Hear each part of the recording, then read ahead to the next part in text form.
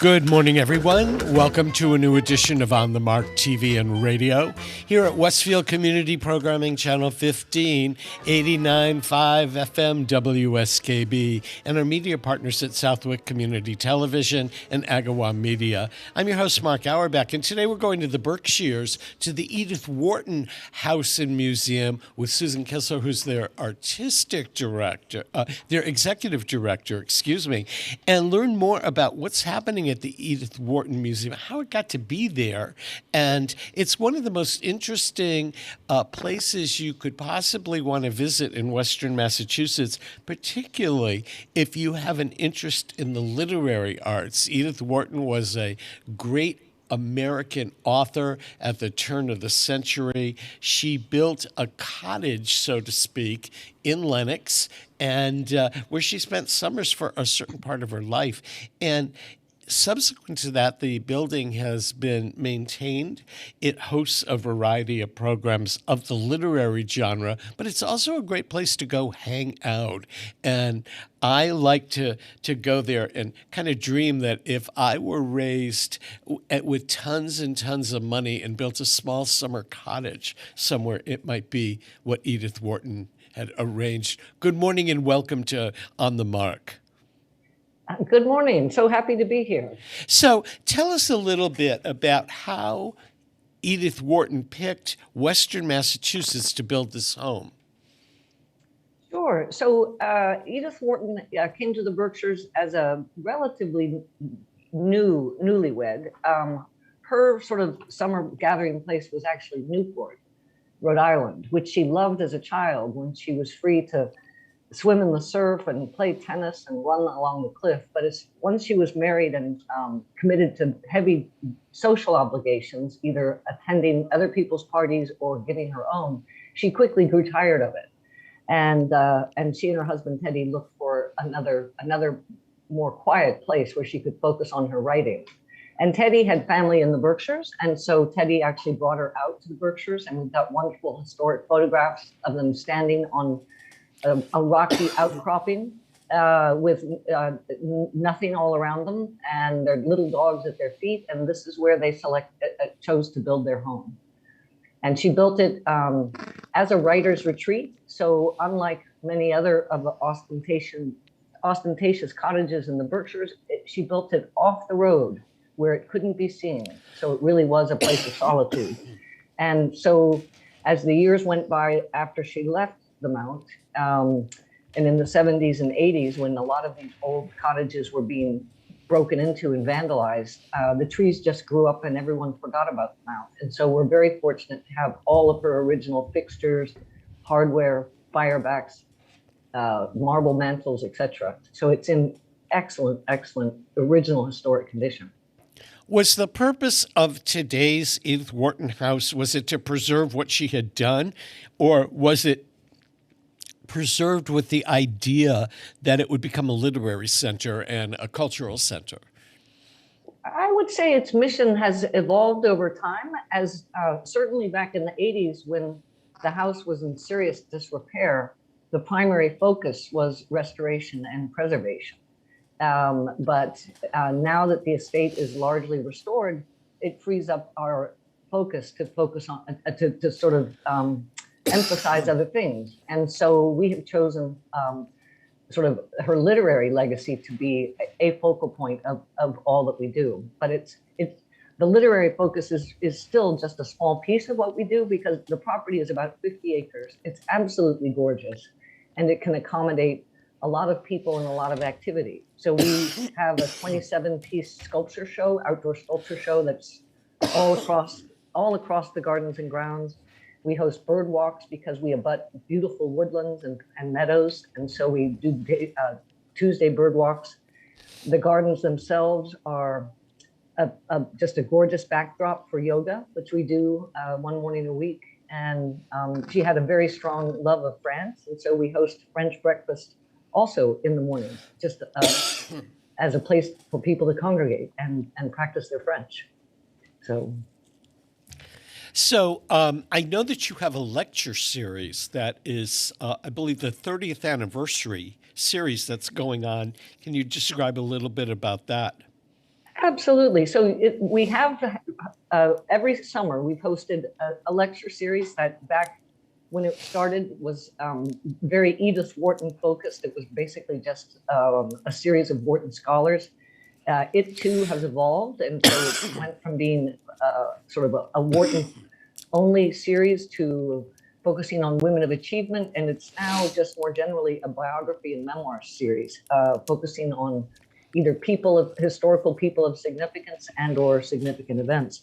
And for this 30th year, we're actually kicking it off with a 2-day celebration of panels that are all focused on themes that over the years have continued to repeat themselves in the lecture series. And so the panels will be on the themes of Edith Wharton, women, and war. And basically, it's a moderated discussion between 3 experts in the field, and then with a moderator. And we kick it off with the Wharton panel on Friday, June 30th. And then on Saturday, July 1, we have the panel discussion on women in war. But it features people like Cathy Martin, who was the recent biographer of Angela Merkel. It's got the war panel also has New York Times contributor Ted Widmer and Washington Post columnist Max Boot. So I think that's a really exciting and wonderful kickoff. And then the series itself runs through July and August. We run the lectures on Monday and Tuesday, Monday afternoon at 4, Tuesday in the morning at 11. And the speakers include the royal historian Sally Bedell Smith, who's speaking about George VI and Elizabeth. Paul Fisher will be speaking about the painter John Singer Sargent. Joseph Luzzi will be talking about Botticelli and the lost drawings and rediscovery of the Renaissance. It's just a great series, and you can read all about it on our website, which is edithwharton.org. How did you get to the Wharton House? What brought you there initially, and what is your role as an executive director in making sure all the pieces come together? Well, I came, I would say, circuitously and serendipitously to the Mount. I'm a corporate lawyer by training, and I had a fairly long and good career in New York City, but like so many New Yorkers, I found myself gravitating to the Berkshires, first on a weekend basis, and then in the, I would say, mid-90s full time. And I also practiced law here in the Berkshires, but then I grew tired of being inside. So I went and sort of struck out on my own as a gardener and a carpenter and a sort of handy person, I guess you would say. And sort of did that for a couple of years, and then was invited to interview for an open position here back in 2001. And I hadn't been on the property before, and I absolutely fell in love with it the first time that I walked its grounds. And so I interviewed on a Friday, was hired on a Monday, and it's been a kind of a roller coaster of a ride ever since. Since you're part of the Berkshires and Western Mass, our whole area is known for its creative economy and people that come here to live and create work. You are one of those people who came to the Berkshires probably for its creative and cultural economy. What do you think is the draw and keeps you here as not only a working person, but an individual who likes the Berkshires? Well, I think it's the just incredible combination of cultural vitality and natural beauty. And so, you can engage in physical recreation or, in the morning and dust off, attend a museum in the afternoon, and then a theatrical performance in the evening. It's just a very full, wonderful, diverse way of living. How does the Edith Wharton House and Museum fit in with the cultural portfolio of Western Mass? What kind of a budget do you have, and how much money do you have to go out and raise to not only maintain and support the building, but the programs? That's a great question. So our annual budget is a little over $3 million. And of that, we are building our endowment, but it's still in its early stages. So to the extent earned revenues don't match expenses, I do have to do a lot of annual fundraising. So I would say probably a third to a half of our budget we have to raise each year. And how many events do you have over the? Are you open a year round, or are most of the events concentrated in the summer months when the tourists are here? We are not quite open year round. Our primary season runs from mid-May to the end of October. And during that period, we probably have 1, 2, sometimes 3 events happening every day. The house is open 7 days a week. Our gardens and grounds are always free. Our terrace cafe is a wonderful place to have lunch, and our bookstore, though small, is just full of wonderful treasures. So definitely, I would say our programming is focused largely during the tourism season, but in the off months, we maintain a presence online, and we've also initiated 2 years ago during COVID. We started a sound and light show that runs in December and January. That is a celebration of the trees and the night. It's not at all religious. It's just a really magical sort of exploration of the property at night, with the trees and all their glory highlighted with both light and music. So when Edith Wharton built this cottage, this was a summer home for her. She did not ever intend to live here year round, or did she? No, it was intended as a summer home, and that's been one of the complications of the restoration. Is it was not winterized, and when it was restored back in the late 90s, early 2000s, the preservation movement was very puritanical. And so if a historic house wasn't winterized when it was built, it doesn't matter that we've taken it down to the studs and have a perfect opportunity to insulate. It was not insulated. So it can get quite drafty in the winter. And so obviously one would have to close it down. And it is open. So if you're touring around the Berkshires and you want to detour for an hour and visit the grounds, it's open every day. It's open every day, dawn to dusk. And you talked about the gardens. What kind of gardens do you have? Just to sort of lay the setting. So the house itself and the gardens are set quite deep on the property. So your experience would begin after you park your car with a beautiful walk down an alley of 200-year-old maples. And you would be looking at very mature forest with an understory of myrtle and ferns that is just spectacular. And then you will come around the bend, and then you will see the house and gardens. And she had two formal garden areas. One is called the French garden, and it's in full sun, and it's just full of flowers of every variety with a beautiful fountain in the middle of it. And then it is connected by an alley of linden trees and balanced by what we call her Italian walled garden at the other end, which is very much a green and white garden with a rustic stone pile, a fountain of stones in the middle of it.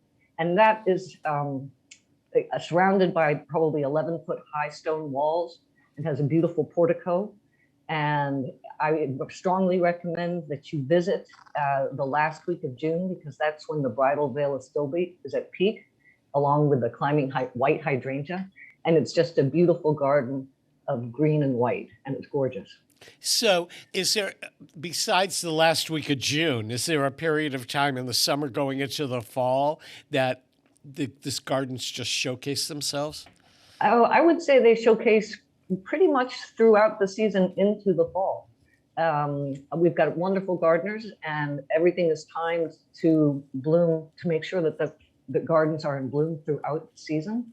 So right now, I think you can, the spring flowers are just ending. The peonies are sort of on the wane. But the roses are starting to bloom, and the phlox will soon be out. The hollyhocks by next month will be terrific. And lady's mantle is in full bloom right now. It's just lovely. So even if you don't know anything about gardens, I can assure you that you will enjoy yourself in these. I mean, I'm envious, because what a great place for you to work, in a mansion with great gardens on beautiful grounds. I mean, it's sure beats working in an office tower somewhere. Oh, there's no question. I never grow tired of the grounds or the house. And the house is filled with light. It looks very imposing from the outside, but it's actually quite intimate and modest on the inside. And it's always interesting to see visitors walk up the sort of main staircase a little bit in trepidation, and then they reach the main landing and look around, and you can see their shoulders relax as if they are saying, wow, I could live here. This could be me. So, and the other thing I want to say is we are very dog friendly. So Wharton loved dogs. We have a pet cemetery that's full of her little pups, and dogs are welcome on the ground, preferably on leash. And so you don't have to leave your friends in the car. They can accompany you on your trip. That's fabulous. Edith Wharton only lived there for a few years, right? She was there for about 10 years, so not quite 10 years. Her marriage, unfortunately, fell apart. And since Teddy had family roots in the Berkshires, she no longer felt comfortable here. So she left her husband and sailed for France and settled ultimately in France, and would only return to the United States once again, and that would be to receive her honorary doctorate from Yale. But she writes in her memoir that the Mount was her first real home, and that its blessed influence would always remain with her. So, again, first of all, thank you for being here this morning. I very much appreciate it. And for those of you that, go to the Berkshires and are looking for something different and maybe have a literary interest and literary bent, the Edith Wharton House and Museum is really worth your visit. It's different. It is sort of off the beaten track. And I hope that our audience will take some time, if you're traipsing through the Berkshires this summer, to just stop by and check it out. I certainly hope so. And for those interested in architecture, nature, books, beauty, it really has something for everyone. And once again, how can people learn more about what's going on at the Edith Wharton House? Everything is on our website, which is Edith, EDITH, Wharton, WHARTON.org. Thank you so much for being here this morning. Much appreciated. I'm so glad to be here. Thank you for having me. Okay, we're going to take a quick break to acknowledge our underwriters, and we'll be back with more On the Mark. Peter Coles is our chief engineer. I'm Mark Auerbach. Don't go away. Support for community radio on WSKB is provided by Betts Plumbing and Heating Supply Company, an independent, family-owned wholesaler serving Westfield for over 50 years, specializing in plumbing, heating, and industrial piping supplies. On the web at bettsplumbing.com or at 14 Coleman Avenue in Westfield. Underwriting support for the community programming of WSKB is provided by the Greater Westfield Chamber of Commerce, the voice of business for the Greater Westfield communities. Informing, educating, advocating, the Chamber provides opportunities for members to make meaningful connections on local, regional, and state levels. For more information on the Chamber's many events, workshops, and programs, as well as the benefits of membership, visit westfieldbiz.org. The Chamber focuses on the most important economy, yours. Join me, Tina Gorman, each week from 6 to 8 a.m. for Wake Up Wednesday, when my guests and I discuss health, wellness, and lifestyle reimagined. Community Radio. 89.5 WSKB. Live from Studio 120 at Westfield Technical Academy, this is WCPC Channel 15 and 89.5 FM WSKB Westfield. Welcome back to On the Mark, everyone. I'm Mark Auerbach. Peter Coles is our chief engineer. If you missed a part of today's program or you want to watch it again or share it with your friends, we archive everything on YouTube under WSKB Community Radio. One of the features that we've started on the Mark this year is profiles of some of our area journalists. We've got a great group of journalists working up and down the Pioneer Valley in Western Massachusetts, in print, in radio, in television. And it's interesting for all of us to get to know how they got here and what they do. And so the next time you pick up a local paper or tune into a radio station or switch on television and you see a face or hear a voice, you know how they got here and the kinds of things they're interested in reporting on. Payton North is the editor of All the Reminder newspapers, which is a chain of newspapers. They're weeklies primarily in and around Western Massachusetts. They do own one daily newspaper, and that's the Westfield News. And Payton is the young editor of all of them, and she's had an interesting career to date. And Payton, it's always great to get a chance to chat. Welcome to On the Mark. Thank you. Thank you so much for having me. I'm happy to be here. So first of all, as the editor of the Reminder publications with all these different weekly newspapers, what's your role as an editor? So I am the executive editor, and I absolutely cannot take all the credit for editing our papers. We have so many amazing publications, and we have 3 really fantastic managing editors who work on our team, as well as another editor who takes part in our editing process. But my role overall is to certainly oversee all of our publications, because not only do we have the newspapers you mentioned, but we have 2 monthly magazines, Go Local and Prime. And then we also have a slew of specialty publications that we do all year long. So my job really is to focus on the content, make sure that our editors are feeling supported in their individual teams with their reporters who report to them. So it's a lot of juggling all of our publications, making sure that we are appropriately staffed and that everyone is working well and has the resources that they need to get the job done. Does it give you an opportunity to write a lot and to do reporting, or is it more of an executive role these days? I don't get to write as much as I would like. It's so funny, when I first started this job, I was a reporter, so I was writing constantly. And I felt a little burnt out after a couple of years, and I was so excited to be getting into a more management role where I would be writing less. And now I do get the opportunity to write opinion articles as much as I want. And of course, I could write other articles as well and do more reporting, but I find a lot of what is needed here at this point is for me to be more on the pulse of the management side of things and letting our reporters do what they do best, which is writing all of our great articles. So I could write a bit more, but it's hard to find the time right now, and I think my time is better used elsewhere. How did you get into journalism in the first place? What made you decide you had to do it? Oh, it's a long story, but if I tried to sum it up, it sounds so cheesy, but when I was little, when I was 5 years old, I was watching the news with my parents, and I thought I really wanted to be a TV anchor. That was always the goal, all throughout middle school, high school. And then when I got to college at HCC, I started to realize I really liked to write. And I had a couple of professors who were amazing and really helped me hone in on my writing skills. And then when I went to Western New England, I met Professor Brenda Garton. She's phenomenal. She used to be on TV 22, and she really championed my writing and made me feel so confident in my abilities. And she is actually the one who wound up getting me the connection with the Reminder.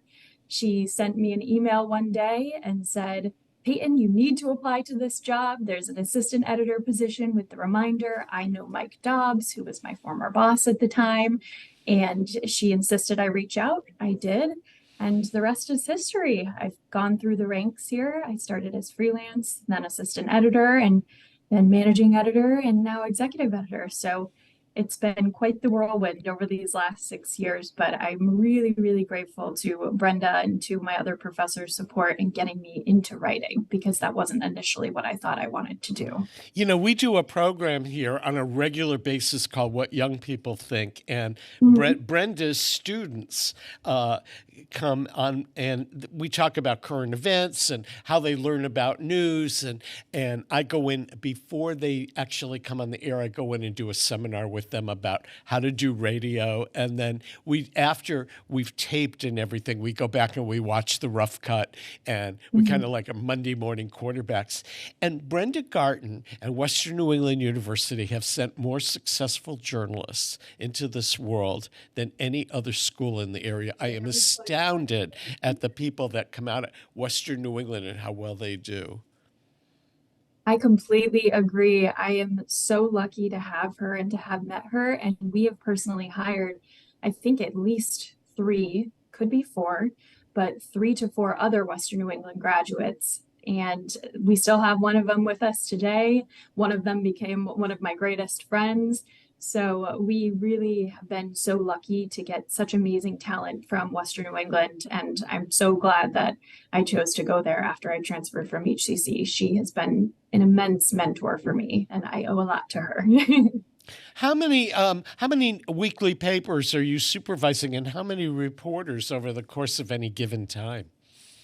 So we have 12 weekly newspapers, and we have a team of, I think right now, about 16 or 17 full-time reporters and editors.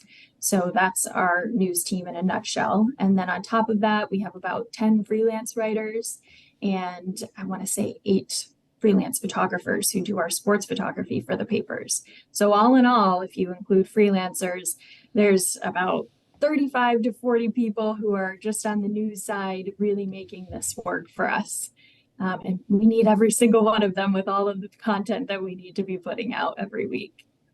So you at a young age, professionally and personally, are in the playing the role every week of mentoring other young up-and-coming reporters, because I would assume that a lot of reporters and journalists start their careers at weekly papers where you can do really great local reporting and then move on to bigger and better.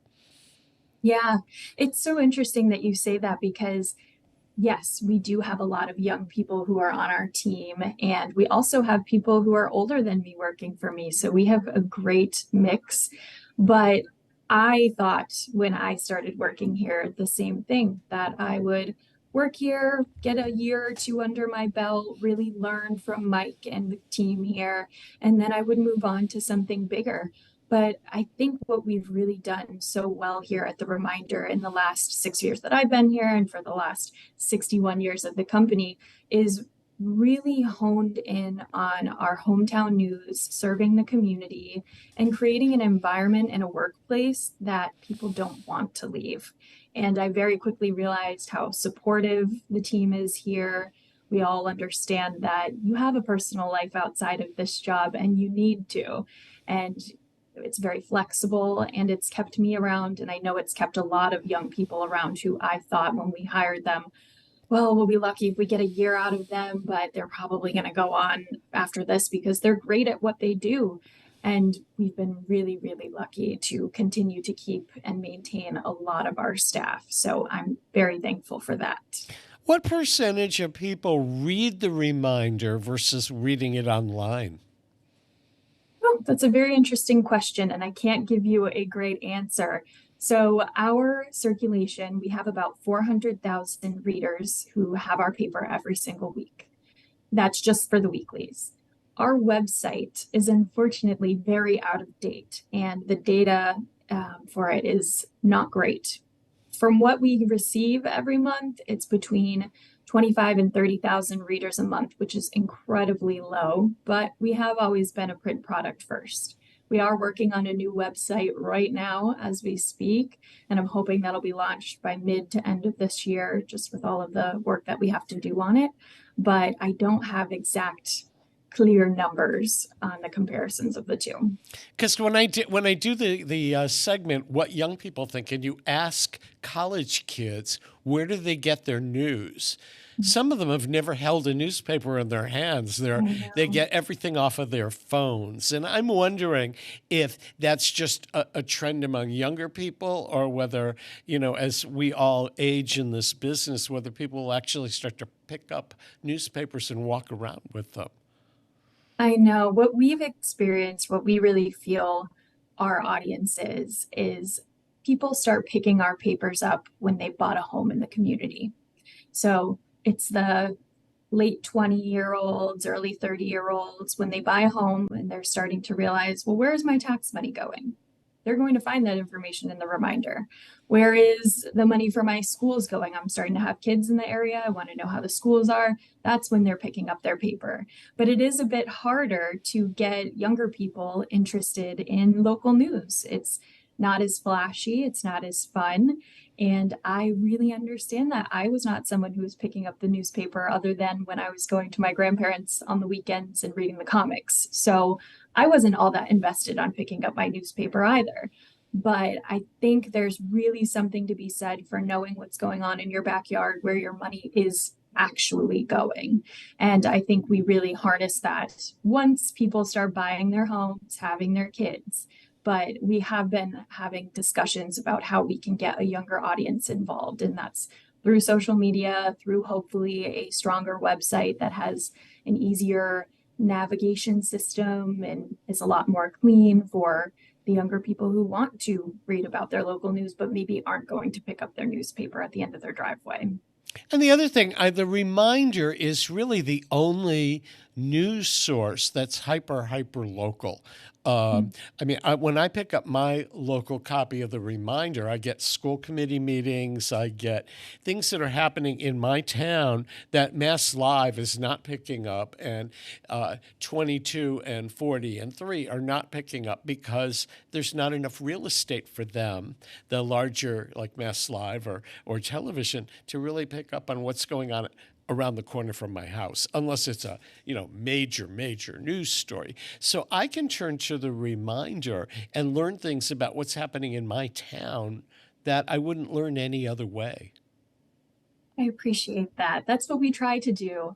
I think when it comes to covering the school committee meetings, the select board meetings, the planning board meetings, it takes a lot of time. Our reporters are sitting in those meetings or they're watching them online, depending how they're hosted, for several hours at a time. I believe Northampton is famous for having like 6-hour committee meetings at a time, and our reporters are sitting through that. So it is a lot, especially for different venues that are more immediate or daily types of publications. They can't afford to have someone sit at a meeting for 6 hours and get the crux of what was going on. But with our weeklies, we certainly can. So I think that's where we found our audience and our niche, because we're able to sink that kind of time into something and then bring that to the communities and the people who don't want to spend 6 hours or 2 hours, 4 hours watching a meeting. We can tell them because we did.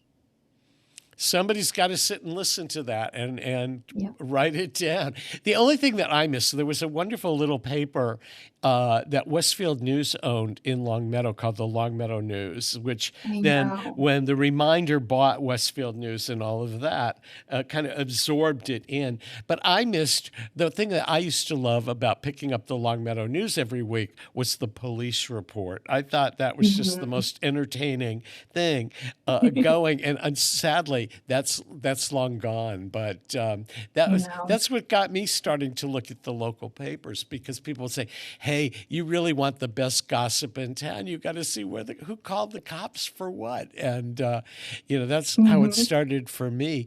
When you look at journalism around and in your course of your day, either at work or outside of work, what news sources do you go to get your news?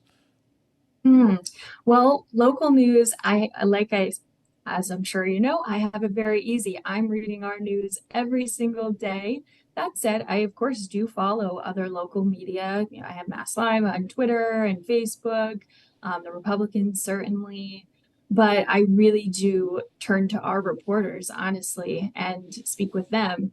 I will say, though, it's not a news source whatsoever, but I am in so many local community forums, and we hear all about what's going on in the communities through those forums. So for instance, my family's from Munson, so I'm in the Munson Speaks Facebook forum, and constantly it's updated with events that people are hosting or things going on in the schools. And that really is a great tip for us when it comes to what we should be focusing on, because while you can't guarantee that any of that information is factual or what have you, we can then take that. I can say to a reporter, for instance, I saw yesterday that Friendly's is closing in Palmer, and I found out because I saw it in the Palmer Facebook forum. So I was able to instantly text that to a reporter and say, hey, I saw this, we should do something on this.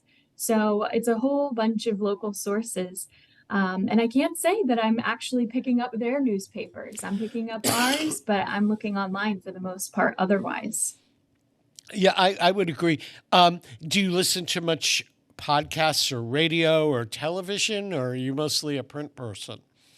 I'm mostly a print person, actually. I tend to usually miss the time slots for TV news. I don't end up getting 5 o'clock or 6 o'clock on local podcasts. I don't necessarily listen to. I do listen to podcasts.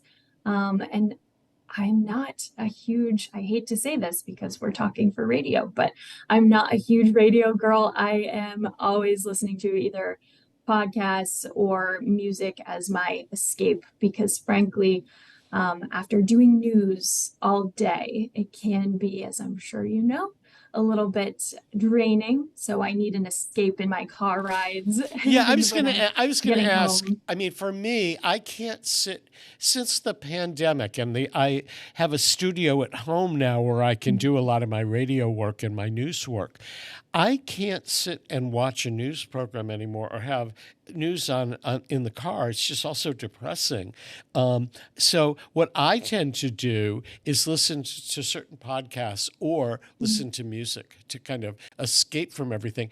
How do you get away from it all? I love to read books, though I will say I fell off a little bit for a while from reading books because all I do all day long is read, read, read. So when I do get back into reading for pleasure, I love to just read a fun, romance novel, a summer romance novel. That's my escape. Or honestly, it sounds awful, but trashy reality TV that I can completely disconnect, worry about other people's drama and their lives. I'm not thinking about what's going on at work or in the local communities. But I love to just disconnect in that way, especially like you mentioned through COVID. It was very challenging when we were working at home. I found myself working constantly because work was at my fingertips and that was all I had to do at the time. There was nothing else going on. And I really had to start creating clear boundaries for myself so that I was actually stopping working and having some sort of disconnect, because when there's so much news coming at you and everything is in such a state of being up in the air, you of course want to absorb it, but it can be very unhealthy. And especially when you're working in news, it's overload. It's too much. It is overload, and I find that it is. And I've been doing it for so long. I find it very difficult to tune it out. When I have right now, I'm working half time, and so I'll finish taping a bunch of shows today, and I don't go back to work producing regular news and arts news until the beginning of July. And I need to just I tune everything out, go outside, and all of that. But it for all of us that I talk to, my colleagues, it's finding that work-life balance. It's such a difficult thing to achieve. Absolutely. And like I said, I really was struggling with that in COVID. It was incredibly hard. I cried to my parents more times than I would like to admit, just feeling so drained and overwhelmed. And this was all we were doing every day. Governor Baker had a new press event that he was hosting, and we were tuning into that. And it was just exhausting. And finding that balance has been something I don't think I've been able to do until the past year, I would say. Really realizing, okay, I can reply to this email tomorrow. My boss knows that I work. He doesn't need to get back to, he doesn't need to hear from me at 9 p.m. He will hear from me first thing in the morning, and he knows that. I don't need to put that pressure on myself because I certainly don't expect that of people who are working for me. I don't want to hear from them at 9, 10 p.m. I don't want to hear from them after 5 if I can help it. I want them to have a life, have a happy home where they aren't feeling like work is just something that's exhausting for them. I want them to enjoy the work that they do. So I've had to really focus on that for myself and also model that ideally to my employees, because I don't want them to think that's something that I expect of them just because I'm doing it. Exactly. Do you have any heroes in the news business, people that you've watched growing up that have influenced you in one way or another?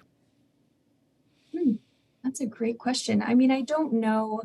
When I was younger, when I was little, and I mentioned I was watching the news with my parents, it was the greats. It was Katie Couric. It was Lester Holt. It was Ann Curry. I loved watching them They have so much poise and grace, and the way that they deliver the news is just second to none. But in my adult life, I mean, Mike Dobbs is the obvious answer. I spent the last 5.5 years with him, and now into my 6th and 7th, he's still working with us. And I call him all the time and ask for advice, and he's really helped me so much, and he's been fantastic. And then, of course, Brenda, I keep mentioning her, but Brenda Garton was just taught me so much in how to handle myself in interviews, how to speak to my bosses about raises or things like that. And she is just certainly someone who has been so influential in the local community, along with her wonderful husband. So she's been really inspiring for me to watch and take and emulate some of the way she does things. Yeah, I mean, she is one of my heroes, and Mhm. we've worked together over the years, and I always knew her as an anchor and a really great reporter because she had a lot of integrity. But when she turned to teaching, that's where she began to shine because she is producing year after year so many incredible people that go into journalism and marketing and communications. And they have not only the basic skills, but she's taught them or helped them refine their ability to communicate on a variety of levels. Absolutely. She says to me all the time, say yes to these opportunities. You should be doing TV. You should be doing all of these things. I'll help you. She would be teaching a journalism 101 class, but she'd be telling us, here's what you should be wearing to your interview. Here's how you should look. Here's what you should bring. So she wasn't just teaching you how to do journalism. She was teaching you how to present yourself, how to speak with people. And that has been so invaluable to me in the last 6 years of my career. Yeah, people ask when, as the editor of the Reminder, they see their reminder comes out on a certain day of the week. Mhm. What's your weekly schedule like? When do you decide what stories are going to happen? When do you have to get it to the printer? And then when does it hit the home? So because we have the 12 papers, we have so many deadlines all week long. So our slow days, the day to recuperate for the editors is a Wednesday today. Thursdays, we start to have deadlines for papers for the upcoming week. So we're always working a week ahead.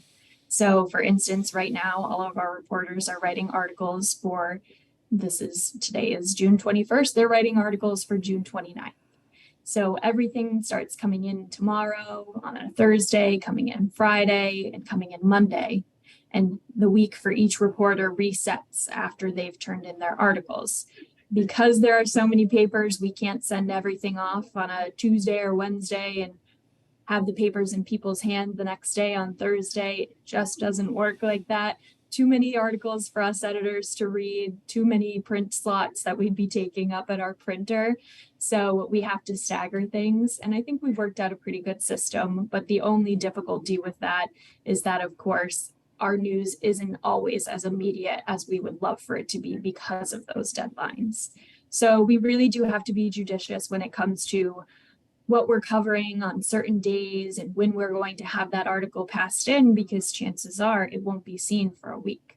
So we have to be very careful with our reporters when we discuss how are we going to frame this piece? How are we going to place this in the paper? How should we be presenting this to readers? Because potentially it might be a little bit out of date or other things might have come out since the article was written, and we have to always be thinking of that. In the 6 or so years that you've been a journalist, is there a story that you wrote or edited that changed your life in any way? So not a story that I wrote, but a story that I edited a few years back. It was around the holidays. And I don't quite remember all of the specifics, but there was a young boy, I believe in West Springfield, who was either looking for, it was either a heart transplant or a kidney. It was some sort of organ, and he was only like 10 years old. And it was so tragic and so sad. And our reporters talked to the parents, and they were just, of course, devastated, looking for this for their son. And the best part about it was we were about to send the article to the printer, and they called us and they said he received the donation. So we were instantly able to change the article, and it was, no one knew that we kind of went through this little emotional time with him over a few weeks getting this article done, but it was so wonderful. And going into the holidays, it just made me so happy to know that this child was going to be okay. He got what he needed. And it's really wonderful when you're in moments like this that are so bigger than yourself. It's not just about the drama that happened at the school committee last night or what have you. It's about someone's life and getting to tell that story. And it's so delicate. And I've had so many stories over the years similar to that, where it really puts everything into perspective and why we're doing what we're doing. Yeah, that's a story that would really touch at the heart, as opposed to, you're right, as opposed to how many potholes got patched, or what building permit was issued, or what new restaurant was opening. So we don't get to do those that often, but when we do, it's just a game changer on every single level. Absolutely. I love reading those pieces and editing them and working with our team, because it's a different type of story often for our reporters to be covering. We don't get to do those all the time. So guiding them and how to have these difficult conversations with families, it's really wonderful to see this come to fruition, and especially when they do end up helping the family get what they're looking for. You really can't ask for more than that. You can't. Payton North, thanks for being here this morning. You can catch Payton North's work in The Reminder. She is the editor of all the reminders, so you may not see her byline every time you pick up a paper or read an article, but you'll know that she's the one that edited all of those articles and all those various reminders. I hope you'll come back and join us again sometime.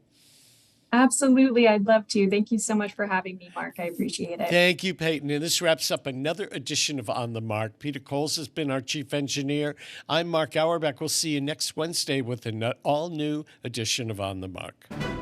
And it came to pass, all that seemed wrong was now right. The kingdoms were filled with joy, and those who deserved to were certain to live a long and happy life ever after.